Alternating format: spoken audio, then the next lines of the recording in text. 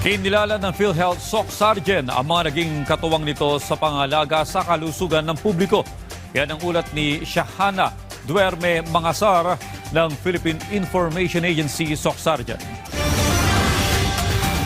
Binigyang parangal ng Philippine Health Insurance Corporation of PhilHealth 12 ang mga health practitioner at facilities sa Rehiyon 12 dahil sa patuloy na pagbibigay suporta ng mga ito sa mga advokasya ng ahensya. Ito ay sa ginanap na ikalawang pasidungog araw ng parangal. Sa kanyang mensahe, kinilala ni Attorney Ellie Dino Santos, Executive Vice President at Chief Operating Officer ng PhilHealth 12, ang ambag ng mga health practitioner at facilities sa pagsusulong ng universal health care. In every benefit we provide, in every process we improve, and in every member we assist, your wholehearted advocacy is seen and felt.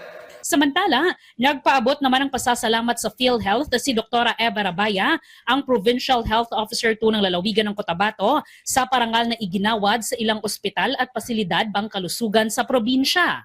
This award is not just a testament of our accomplishments, but a reminder of our shared responsibility to provide care that is timely, fair, and truly reflective of the values of public service.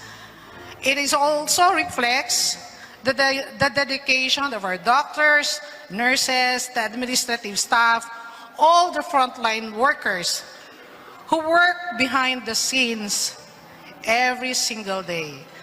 They are truly the heartbeat of our hospitals.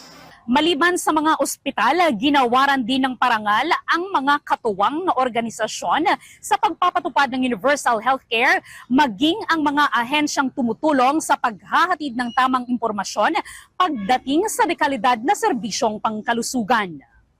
Mula dito sa lungsod ng Coronadal sa lalawigan ng South Cotabato, para sa Integrated State Media, Shahana Duerme Mangasar ng Philippine Information Agency SOC Sergeant.